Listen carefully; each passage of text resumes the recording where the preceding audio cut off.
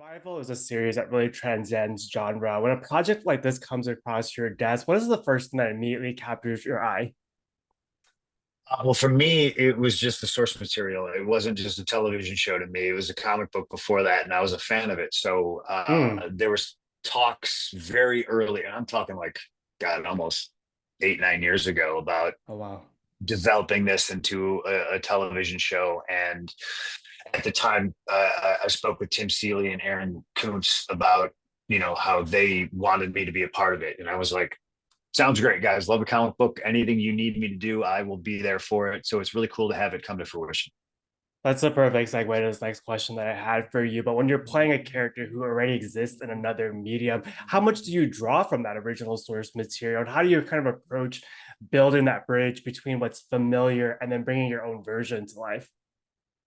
Yeah, I like to try to stay as close to the source material as I can, Mm. especially if I think it's good and I'm a fan of it. And I was in this case.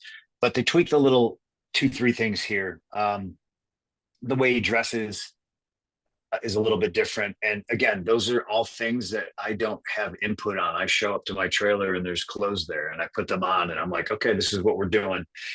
Um, and it's so fast paced because you're shooting a television show and Mm. you're on a pretty tight schedule and budget and deadline. So, to me, it was less about Anthony Check and it was more about like M. Cypress. Like I took a very pro wrestling approach to it. This is the hero. This is the baby face. I got a short amount of time on screen. I got to get her over. I got to get people to want to see me die horribly, if that makes sense. Mm.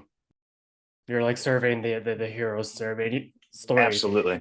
And Yeah. you've said in previous interviews that you're very much an introvert, but you bring such a presence to the screen. What is that preparation process like for you to tap into all these different characters? And how much does that physicality, especially with a character like Anthony Check, help you tap into his essence?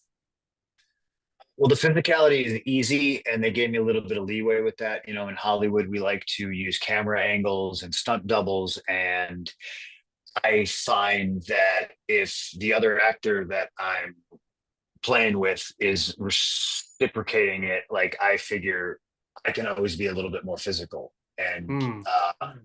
Romy is a tiny, tiny little lady.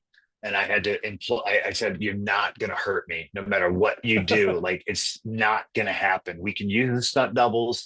I said, but if you trust me enough, we can have fun with this. And I think we can make it more special. And we did, like they gave us a little bit of leeway. She's a violent little girl in this scene, and I love it to death. But like that's just so me being the pro wrestler, I could take that from that world and kind of supplement it in the acting world and kind of get away with two, three things. Credit to you too, because that struggle looks real on camera. And It was real, one hundred and percent.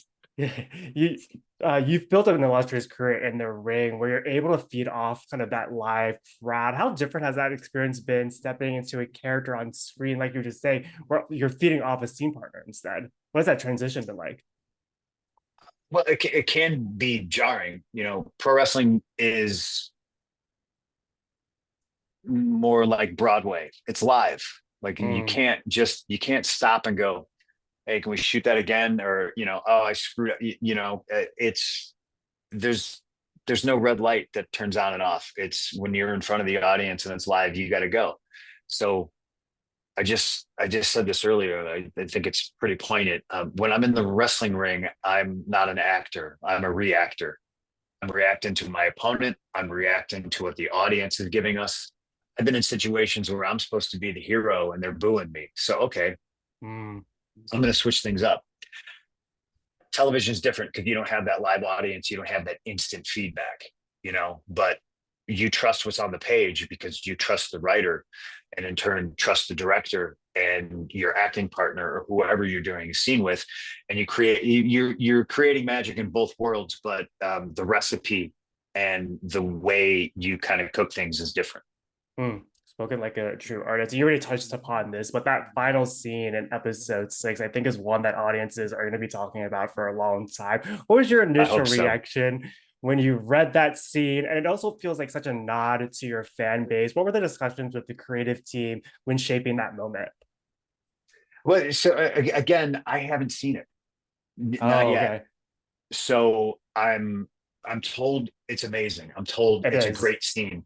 But you know, while you're doing it, because like I'm not watching dailies, I'm not watching playbacks or anything like that. We're trying in the moment with our instincts that we've all individually developed. I'm talking director, stunt coordinator, myself, Romy, and we're trying to say like, no, this is how we feel, this is what it's going to look the best. And sometimes a lot of that stuff doesn't translate to camera. A lot of the times it's like, okay, well, we're going to put in a special effect here, there's going to be some CGI here to dress this up and to make it better, then we're going to add blood, we're going to add this. But just the physical stuff, uh, that day shooting, I think we did a pretty good job, and it's is all my instincts, her instincts, director saying, "Hey, how about we do this? How about we try this?" And to me, I was like, "We got to just make it as violent as we possibly can, safely." That's always the key. We got to be safe. It's definitely going to be the standout scene, I think, this season thus far. And I think when you strip away the horror and supernatural elements of this series, at its core, it is about a family drama that's really tackling a lot of timely themes. And you talked about it already, but you've been a fan of the source material. Was there a particular theme that resonated with you, either with through the comic books or through the show? What do you hope audiences take away? No, I think it legitimately is a family show, but you know, like I'm not talking like Leave It to Beaver. I'm not talking about you know 50s situation sitcom where everything's sunshine, lollipops, puppy dogs. This is more in tune with real life. You know, the Cypress family had a tragedy. The mom died. The matriarch of the family passed away in a car accident. It was possibly our hero's fault.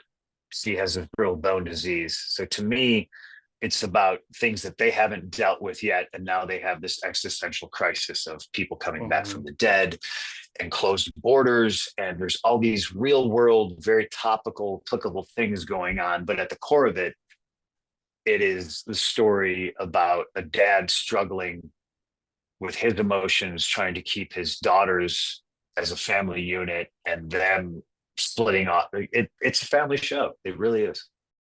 Credit to the source material, like you're saying, it's been in kind of discussions for the past 8 or 9 years, but it still feels so relevant to the time that we're living in right now. I hope nobody's asked you this, but I wanted to throw in a fun question there as well. But wrestlers are typically known for having a walkout song. If you had to choose one for your character, what would it be and why?